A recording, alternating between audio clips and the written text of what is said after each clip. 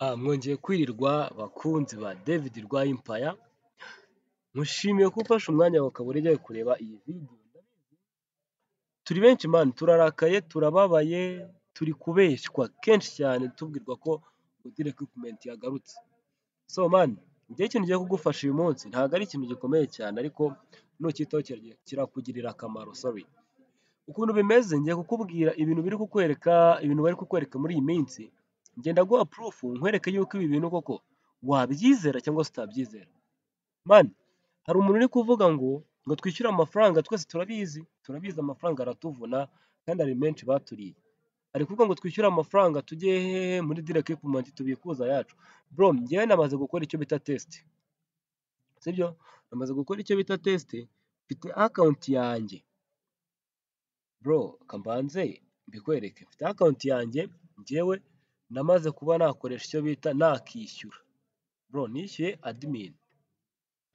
Urumva, njyewe ndaza kumwereka chat nagiranye nawe, uwo mu agent uvuga ko ari uwa Udire Equipment, akaba yarakoze iki, yaranshyiriyeho urubuga rwanjye, njyewe nkaba mbasha kuba nagera muri konte yanjye, nkaba nakora ibyo twabashaga gukora kera. Bro, ndabikwereka ukuntu byagenze byose step by step, bana nanjye muri video. So ndakora login na nimero yanjye,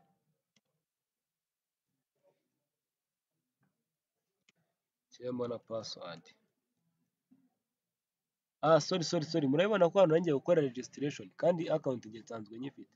Ubwo ko nkore login ahubwo munyanganire. Ubwo ngubwo ngiye gukora login. Nimba gukora login, ndakora iki, ndajya kuri konte yanjye, tureba ayo mafaranga 10,000 uko bigenda, turebe ibintu byose tuba twasabwe. Ese ibi bintu si ubujura? Hari benshi twibaza ibyo bintu kabisa. Katubirebere hamwe. Kiremo password.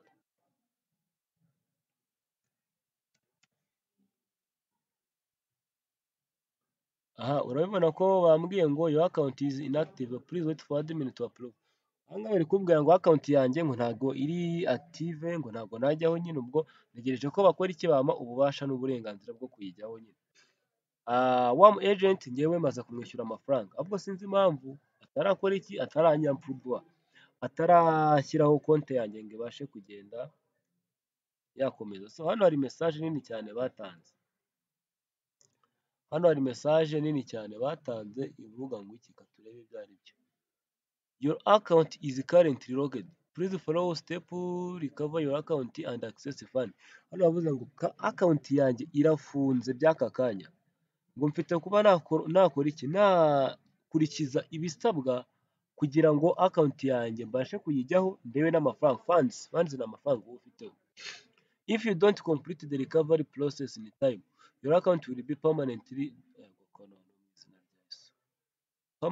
closed. Hano noneho bavuze ngo niba udakoze icyo bita recovery cyangwa se kuba wakora ibyo bikuri bisabwa, ngo ku gihe ngo account yawe izaba yafungwa by'igihe kirekire cyangwa se bya burundu. Hano bavuga ngo urgent announcement.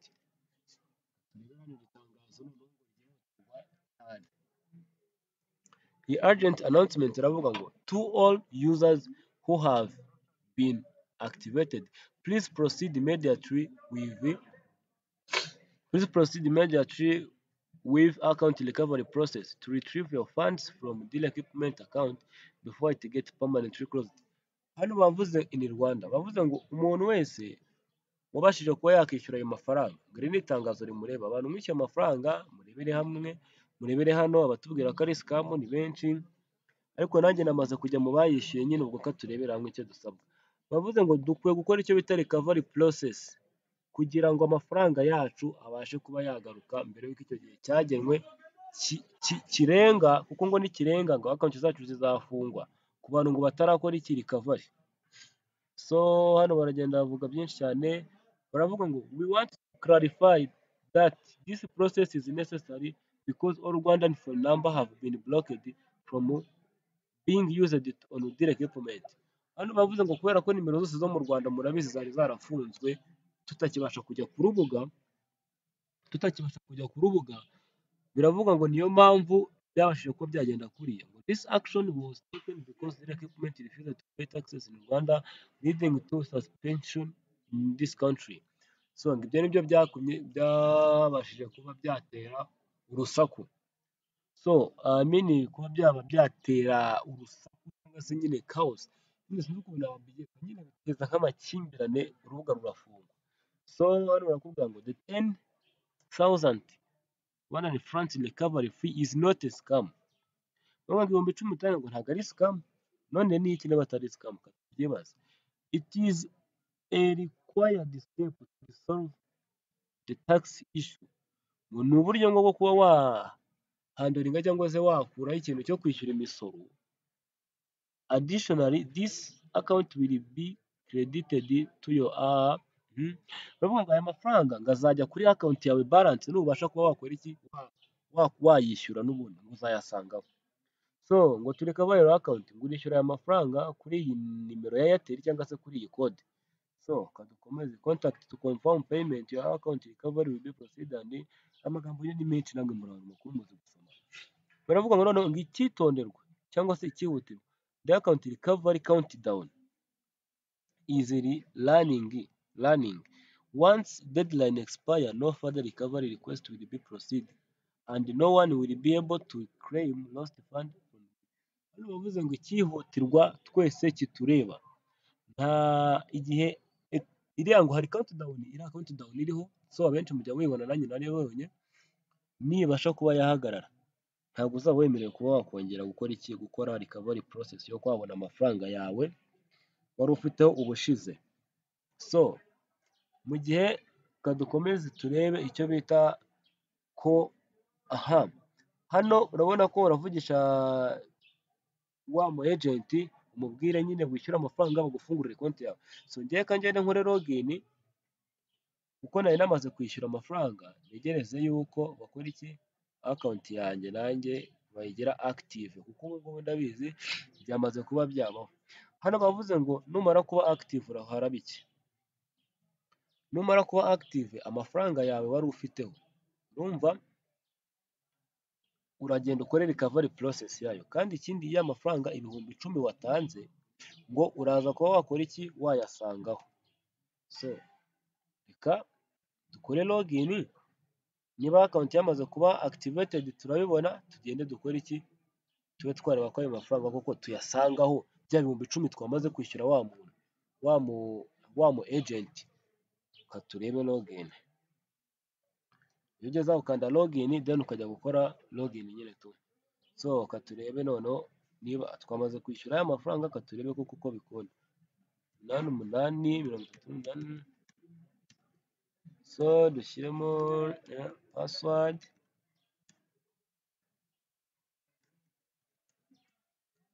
dukore login.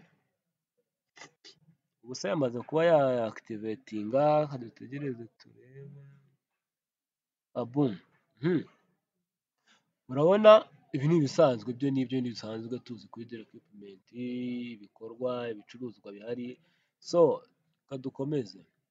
Ahangaha urajya hano hari profile, murabizi no dukora amakuru y'umuntu ku giti cye, account zawe, amabalance n'ibiki byose. Turebe ibyo ari byo. Ahangaha sasa. So ahangaha boom. Katurebe. Hano dusanzeho amafaranga 10,000. Wenda ibi byo ndabyemeye, nyasanzeho sawa. Ikindi mbonye, mbashije kubona yuko hano hari countdown ivuga ngo full account backup, harabura iminsi 16. Ariko wibuke ko hari haruguru batubwiye ngo umuntu utazaba yakishyura amafaranga aze akore recovery process ariyo tugiye gukora, account yiwe icyo gihe kikarenga, account izaba iki, ntabwo azabasha kuba yakora recovery process. Kadutegereze turebe, ahubwo se katubikuza amafaranga yacu turebe. Ntabwo bikunda, ubona ko kubikuza ntabwo bikunda, kongeraho andi mafaranga nabyo ntabwo bikunda. Turebe. Ariko hano urabona ko bavuze ngo exciting news, we are launching back in 20 days, harabura iminsi 16. We will fully recover your account so that you can see the money you had in. so wabona ngo iyo minsi nibasha kuba yarenga uzaba wabona amafaranga wari ufitemo ube withdraw it, ubashe kuba wayabikuza iyo minsi nirangira, save it and continue work with direct equipment, ube wabasha kuba wakomeza gukorana na direct equipment nk'ibisanzwe. So katwikomereze, hano hari icyo bita ngo recovery amount, ahangaha turahakanda. Ahangaha rero dore ukuntu hameze nyamuneka, ahangaha ni ahantu ho kwitondera cyane nyamuneka, nanjye ubu ngubu nta kintu ndi bukore, ndakwereka amakuru wowe ukora icyo ushaka, nawe uri umuntu mukuru.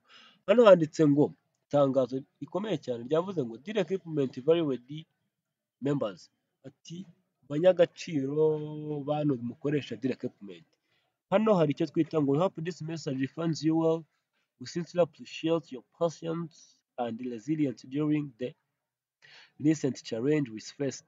Hano bavuze ati babashije kuba babashimira kuba mwarihanganiye ibyabashije kuba byabaho mu minsi yashize, nkuko barafunze ariko mugakora iki, mugakorana nabo. So we are pleased to inform you will recover your funds as your previous balance been refunded.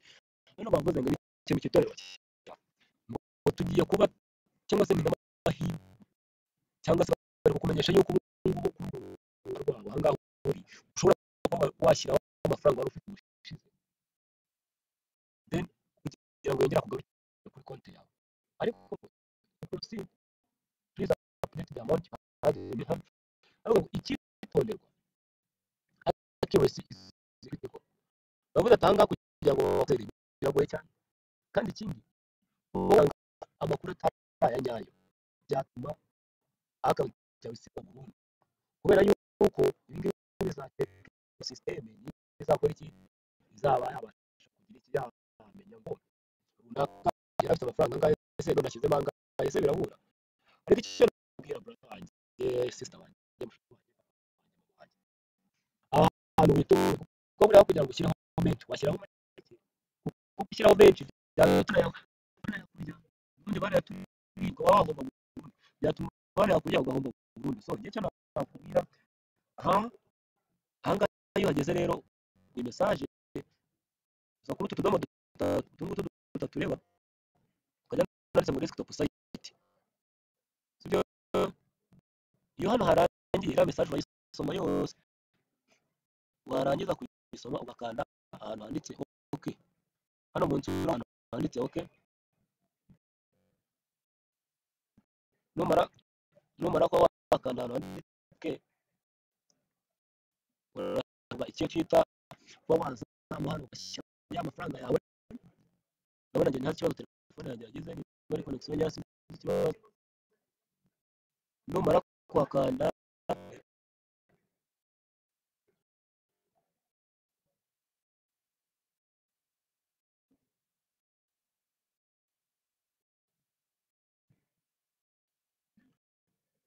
guys, nuko mbona bibaye bisaze kwabereka, ndabona kari kwanga pe, kari kwanga.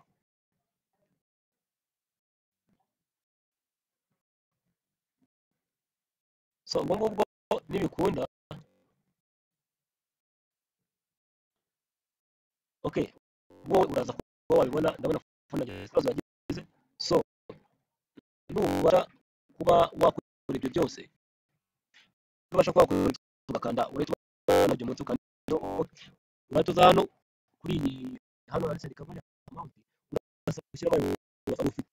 Numara kubikora urategereza systeme izakora iki, izakuba yabyemera cyangwa se nakanete n'amafaranga ufite. Igihe bizaba bimaze kuri ibyo byose, uzaza hano ube wasanga hari icyo twita iki, wasanga ya mafaranga yawe hano igihe bizaba byemewe. So nizere ko video yagushimishije, link urayisanga muri comment, wajya muri group urane n'abandi. So ubwo nakagaruka cyane, icyo nakubwira ushyiraho wabasha kuba wabitekereza kure urebe kure, niba waratse ku mafaranga 10,000 cyangwa se 30, ufite 80, 100, miliyoni 2, miliyoni 3, yawe urebe kure. So tone muri video ikurikiye, ciao ciao, subscribe wibuke kandi ukazogera ujye ubona update zose.